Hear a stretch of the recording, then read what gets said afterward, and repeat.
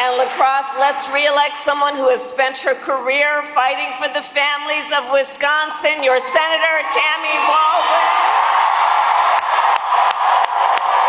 We need her in Washington. We need her in Washington. Good. So, Election Day is in 19 days. 19 days.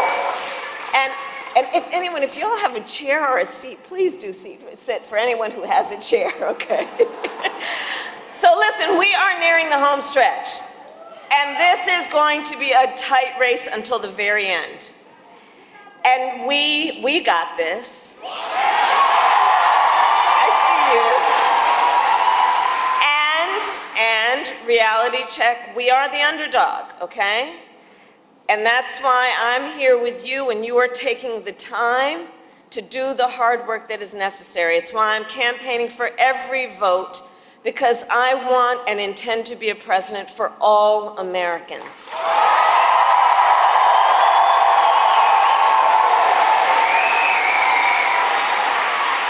And no matter their political party, where they live, or where they get their news, okay?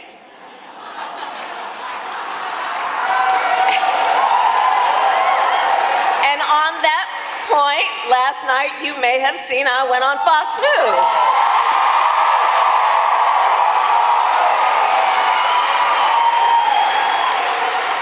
And while I was doing that, Donald Trump was at a Univision town hall where a voter asked him about January 6th.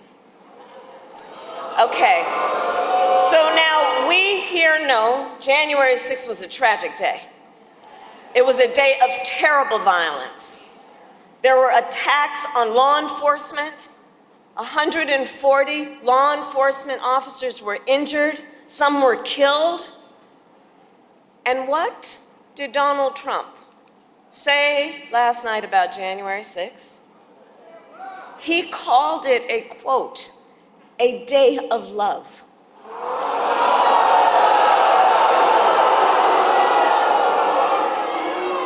But it points out something that everyone here knows. The American people are exhausted with his gaslighting. Exhausted with his gaslighting. Enough! We are ready to turn the page. Turn the page.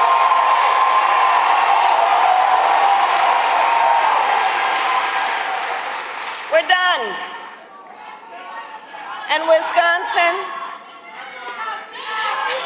and we're not going back, because this election,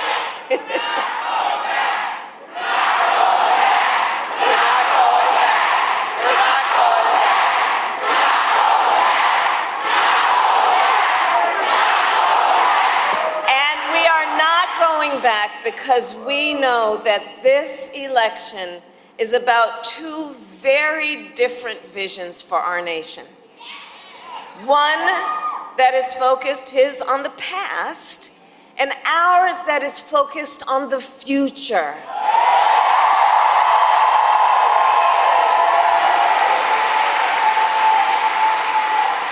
As represented by everyone here, and especially the students who are here right now.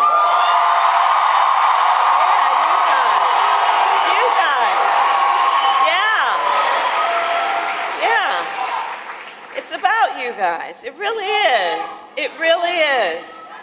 And we know that America is ready for a new way forward.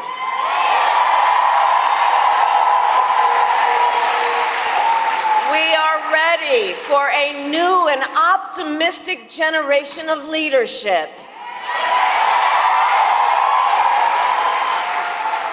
Which is why Democrats and independents and Republicans are supporting our campaign. In fact, just yesterday, I was with over 100 Republican leaders from across the country who joined me on the campaign trail.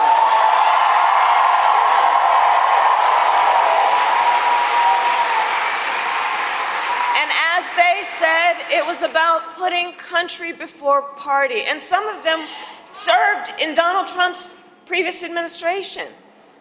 The people who know him best, okay? And I believe, and I think we all know, Americans want a president who works for all the American people.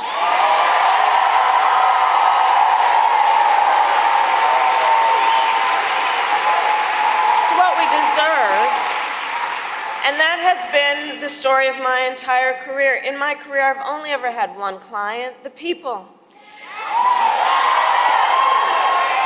When I was a young courtroom prosecutor, I stood up for women and children against predators. As Attorney General of California, I took on the big banks, fought to deliver $20 billion for middle-class families who faced foreclosure.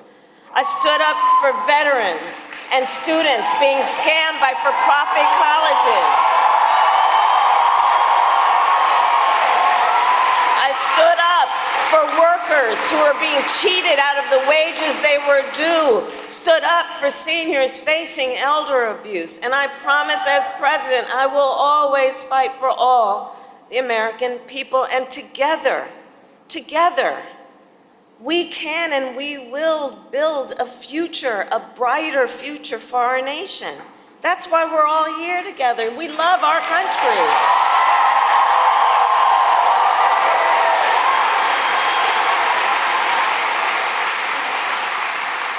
Together, we will build in that future what I call an opportunity economy, which is where every American has an opportunity to own a home, to start a business, to build wealth. Under my plan, and I know this is a big deal for the young people here, we will bring down the cost of housing.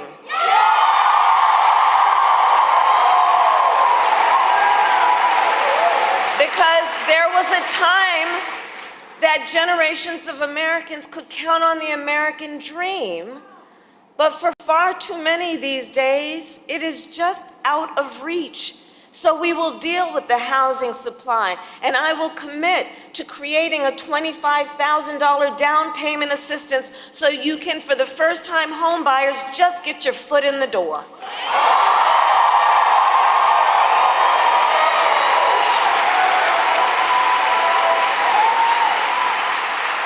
We will help entrepreneurs and small businesses to begin and grow, because we know small businesses are part of America's backbone in terms of the strength of our economy. You know, the woman who helped raise my sister and me was a small business owner. I know, do we have small business owners who are here? Raise your hand. You are not only business leaders, you are civic leaders, you are community leaders, and you really are part of the backbone of America's economy, and we've got to invest in you and make your jobs easier.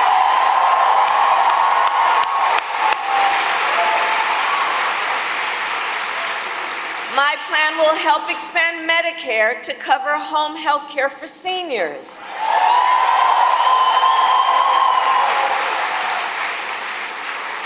And this is personal for me. So part of you may know, some of you may know, that when my mother was sick, I took care of her. And for anybody who is taking care of an elder parent when they are in their time of need, the work, it includes trying to cook something that they feel like eating, right? Helping them put on a sweater, trying to make them just laugh from time to time, right? It's about dignity. It's about dignity. But for far too many people, including people in the sandwich generation who are raising young children and taking care of a parent, oh, it's so rough. And so my plan is this. It's to say, instead of how it currently is, which is in order for you to be able to get help to come in, you're going to have to pretty much get rid of all your savings to qualify for Medicaid. What I'm saying is, no, this is a matter of dignity, and it is a matter of your ability to participate in the workforce and be productive and have a quality of life. So we're going to change the system so Medicare will cover your ability to have home health care for your elder parents.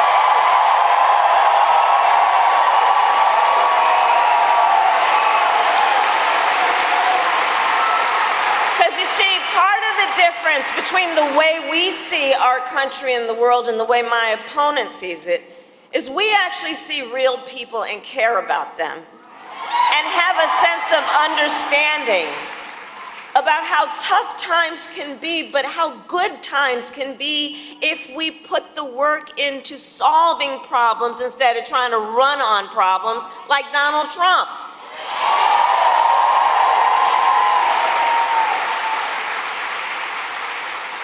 And so that's why we will also lower costs on everything from healthcare to groceries, including taking on corporate price gouging, which I've done before and I will do again.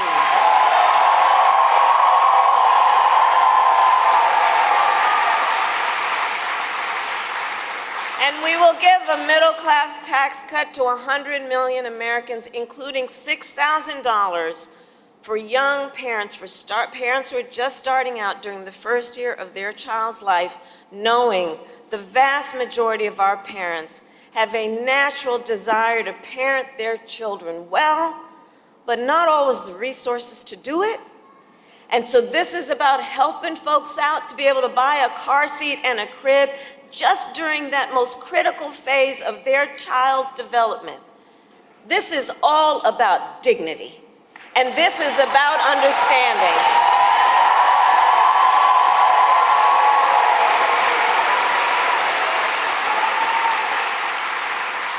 And so I share this to say I will always put the middle class and working families first. It's where I come from, and I will never forget where I come from.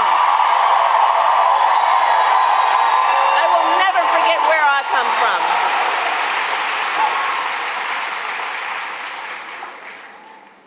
Now, Donald Trump has a different plan. I love you back, by the way. Thank you. Donald Trump has a different plan. So just Google Project 2025. Now we're at a place of higher learning, so I must say, I can't believe they put that thing in writing. I really can't. They put it in writing, they bound it, like they bound it and handed it out. So look, we read it, right? It's a detailed and dangerous blueprint for what he will do if he is elected president. You know, I said many times, you've heard me say, Donald Trump is an unserious man, and the consequences of him ever getting his foot back in the Oval Office are brutally serious. Brutally serious. So Donald Trump, right? That's why we're here together, and we're here because we know we got work to do still. Donald Trump will give billionaires and corporations massive tax cuts. He will cut Social Security and Medicare. He will get rid of the $35 cap on insulin for seniors. He will make it easier for companies to, check this out, he will make it easier for companies to deny overtime pay for workers, and will impose what I have named a Trump sales tax, because essentially he plans on putting a 20% tax, if not higher, on everyday basic necessities, which economists have estimated will cost the average American $4,000 more a year.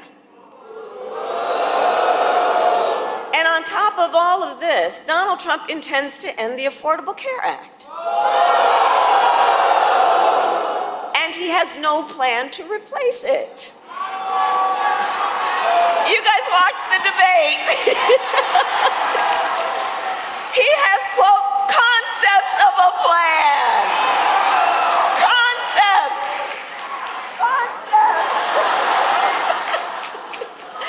So here's the thing.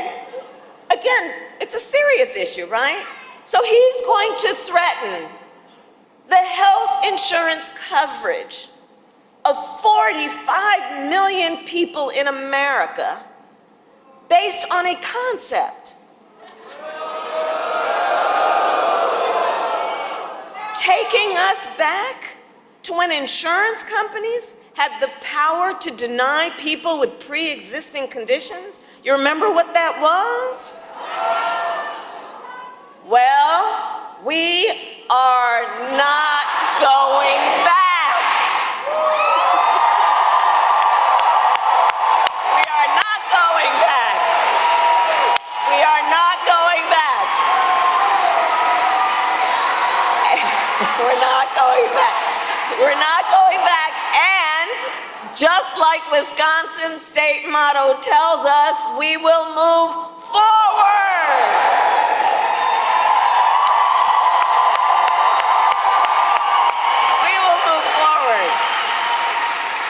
Because ours is a fight for the future, and it is a fight for freedom. For freedom. Like the fundamental freedom of a woman to make decisions about her own body and not have her government tell her what to do.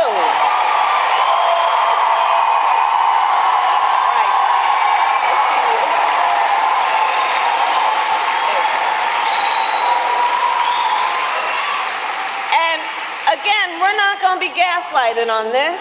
We remember Donald Trump hand-selected 3 members of the United States Supreme Court with the intention that they would undo the protections of Roe v. Wade, and they did as he intended. Oh, you guys are at the wrong rally.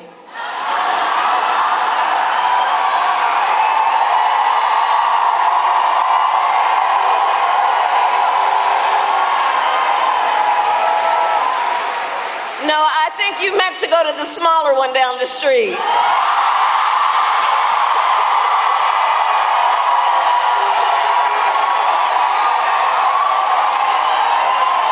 Come on. So, but back to the matter at hand. We need a medic here. We need a medic. Right here, and then let's part the way so someone can come through and bring help. Okay? Okay. All right, we're good. So, on the subject of his intention and what he actually did to undo the protections of Roe v. Wade, let's understand what has happened since. It is now the case that in America, 1 in 3 women live in a state with a Trump abortion ban. Many of these bans have no exception even for rape or incest. And you react that way because we understand the idea that someone who calls themselves a leader would even make no exceptions for a survivor of a violation to their body, and to tell that survivor they have no right to make a decision about what happens to their body next? That's immoral. That's immoral. It's immoral.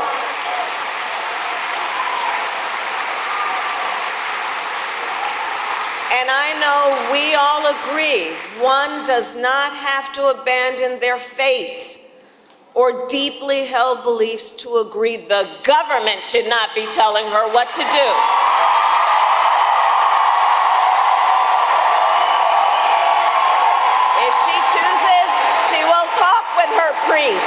If she chooses, she will talk with her priest or her pastor, her rabbi, her imam, but not the government telling her what to do.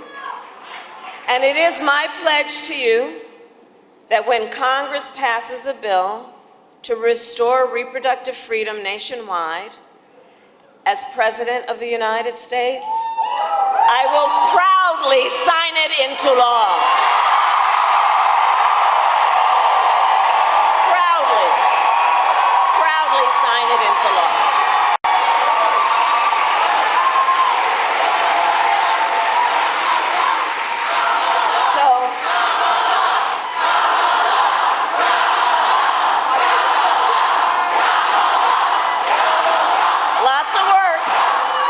Lots of work to do. So listen, so much is on the line in this election. You all know that. Again, that's why you're here. And this is not 2016 or 2020. The stakes are even higher. because a few months ago, the United States Supreme Court told the former president he is effectively immune no matter what he does in the White House. Now think about that. Think about that. Just imagine Donald Trump with no guardrails, right? He who has vowed if re-elected he will be a dictator on day one. He who has called for the, quote, termination of the Constitution of the United States of America. And let us be very clear. Someone who suggests we should terminate the Constitution of the United States should never again stand behind the seal of the President of the United States. Never again. Never again. Never again.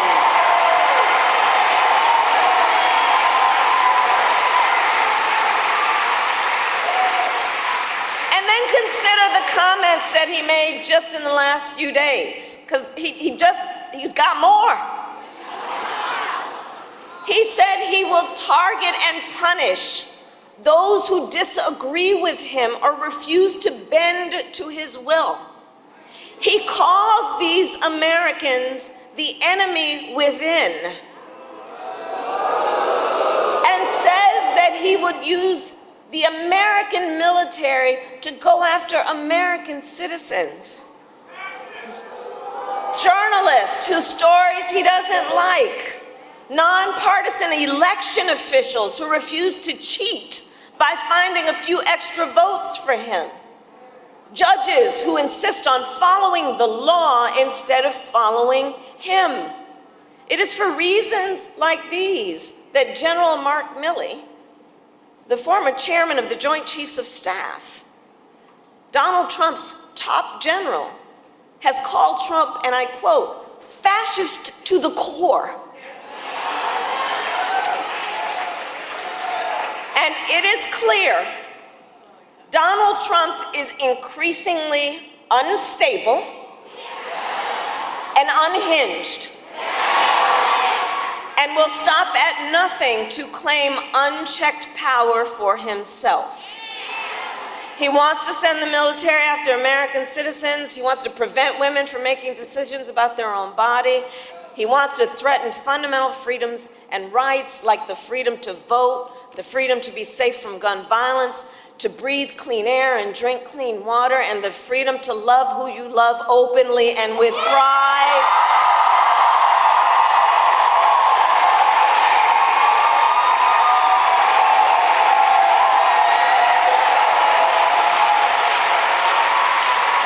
So much is on the line in this election. So much is on the line. And Wisconsin, when it comes down to it, look, we are all here together because we know what is at stake. We are all here together because we love our country.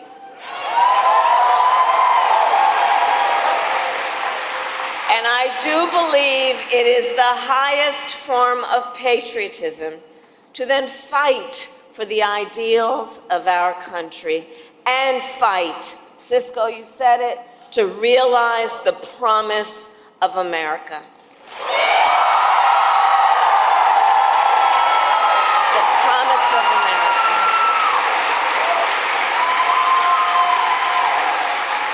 So, Election Day is in 19 days, and here in Wisconsin, early voting starts next Tuesday, October 22nd. So now is the time to make your plan to vote. And if you have received your ballot, in the mail, please do not wait. Fill it out and return it today. And remember that Wisconsin has same-day voter registration. Right? So if you are not registered to vote, you can register when you vote, and please do vote early or on Election Day. Because The election is, and bring an ID,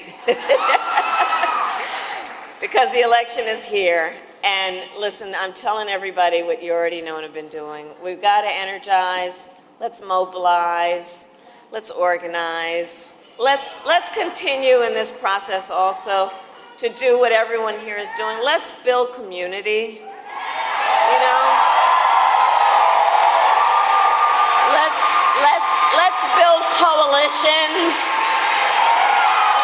Let's remind each other that we are all in this together. Let's remind each other we have so much more in common than what separates us.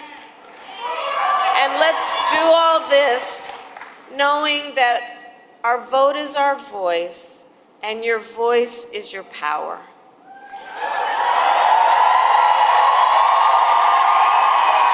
So, Wisconsin, today I then ask you, are you ready to make your voices heard?